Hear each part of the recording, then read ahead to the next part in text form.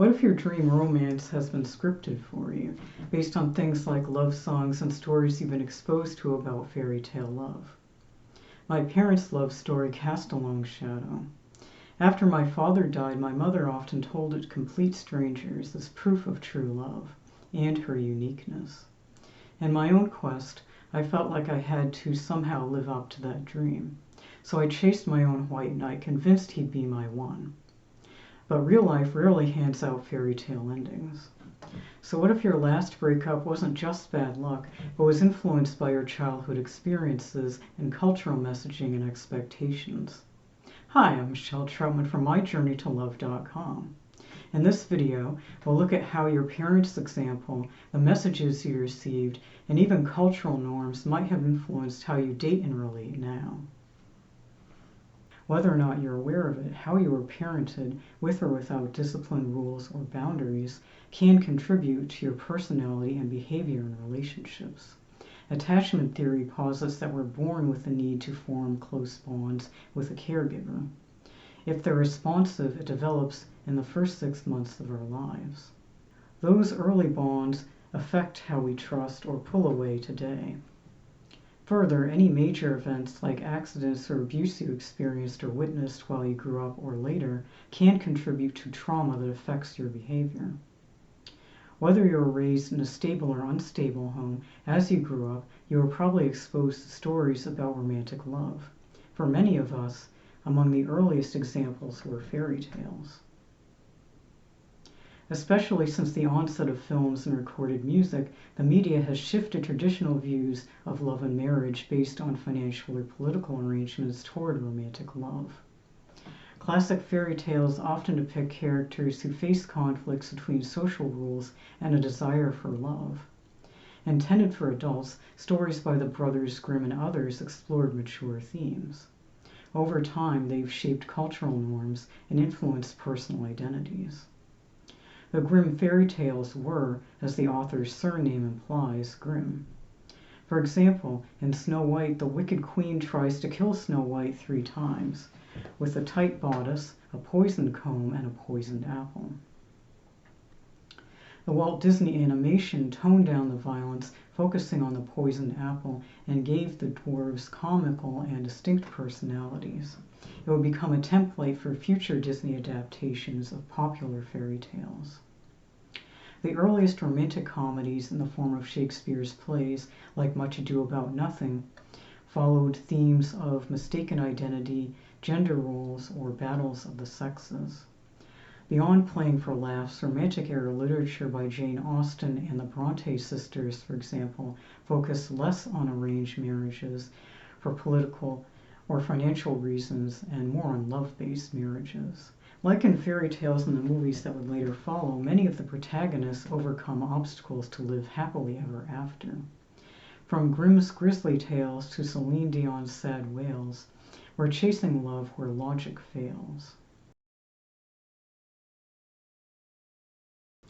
By the early 1900s, silent films were already exploring romance, including the first romantic comedies. As the Library of Congress noted, rom-coms revolve around courtship, flirtation, revelry, and an emotional tug-of-war, often echoing Shakespearean structure. Early tension, miscommunication, jealousy, and conflict, until love wins out. Silent comedies paved the way for screwball talkies, which added physical humor and fast-paced, female-driven plots. Rom-coms sure love their cliches, like couples falling in love after a quirky mishap or a last-minute race to stop a wedding from taking place. Spoiler alert, real life rarely works that way. Frank Capra's It Happened One Night from 1934 set the standard for the modern rom-com, including the opposites attract trope. An iconic scene showed the socialite on the run and the reporter covering her story, staying overnight in a cottage walled off by a blanket. It Happened One Night and other films like Shanghai Express tested boundaries around on-screen romance. By 1934, the Motion Picture Production Code, also known as the Hays Code, restricted portrayals of sex and even the length of on-screen kisses. As the 1950s turned to the 1960s, films grew bolder. Bedroom comedies like Pillow Talk and Sex and the Single Girl featured working women who wanted sexual relationships and children, but not before marriage.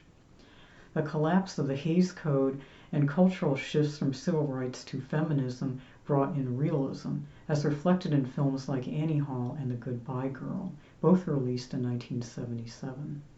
Today's rom-coms are more inclusive, featuring older couples, queer storylines, people of color, and even crazy rich Asians. But even now, many cling to dated tropes like marriage equals happiness. Given the often predictable plot lines, which sometimes veer into fantasy, it can be hard to truly take rom-coms seriously. But fans, especially younger viewers, watch them less for surprises and more for the feelings they stir, and to see how the relationships unfold. Research concludes movies subtly shape viewers' relationship expectations, sometimes fostering unrealistic standards. Fairy tales, rom-coms, and TV shows sometimes glamorize dysfunctional love, promoting intensity over stability. Studies show that fairy tale imagery can affect the emotional development of young women.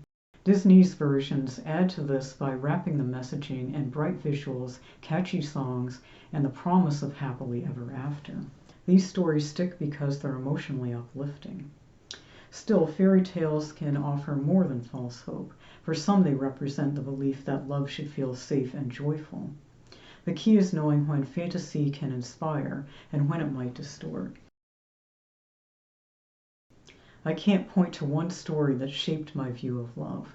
It was more a mix: real life, fairy tales, and countless romantic plots. The saga of how my parents met became legendary in my family. My parents married just a week after meeting by personal ad, proof that fate or good marketing can be irresistible. Whether or not I was aware of it, I felt I had to fall for the white knight who literally rescued me, yet refused to be the one because I was chasing my feelings and frankly avoiding reality. I was always looking for the happily ever after. He once showed up unannounced with a dozen colorful roses and that mischievous grin.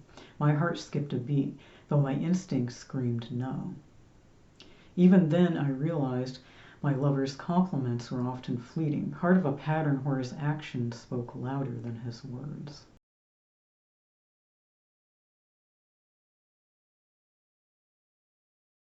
Ever found yourself humming a love song, wondering why it hits so hard? The happily ever after scenario also plays out in love songs and on social media. The media has long influenced how we see love, from fairy tales and rom-coms to pop songs and social media feeds. Love songs, especially in Western pop, often portray romance as destiny or emotional rescue. From Elvis to Celine, lyrics have celebrated longing, devotion, and heartbreak. Over time, though, themes have shifted. By the 2000s, many songs, especially in rap and hip-hop, began separating lust from love, reflecting changing attitudes about sex, commitment, and gender roles. Social media adds another layer. We scroll past polished relationship goals, posts, and wonder if we're missing something. But we're often comparing someone else's highlight reel to our own behind the scenes. Feeling like the odd one out or pressure to be in a relationship can distort what love can feel like, especially when likes and comments start to feel like validation. Pressure comes from all sides: peers, family, social media, beauty standards. Women may feel rushed to settle as they age. Men might believe they might need to be financially successful to be worthy in love. But it's worth asking, are these beliefs true or just what we've been taught to believe? Drop one belief you're ready to challenge in the comments. I've had to rethink love on my own terms, letting go of timelines, accepting that I might be alone at times, and realizing that comparing my path to others leads to a dead end. You get to define what love looks like for you. Questioning the messages you've absorbed isn't necessarily being rebellious. It's a way to challenge any scripts you felt you must follow. A journey to authentic love doesn't have to follow a script. It just has to feel true and right to you. In an upcoming video, I'll show you how to spot and start healing from the patterns you keep repeating to help set you on the path to true love. For more in-depth insights on this topic, read the full blog. And if you're curious whether past patterns still guide your love life, or if you're dating in disguise, take the free test to find out. The links are in the video description. Thank you so much for watching.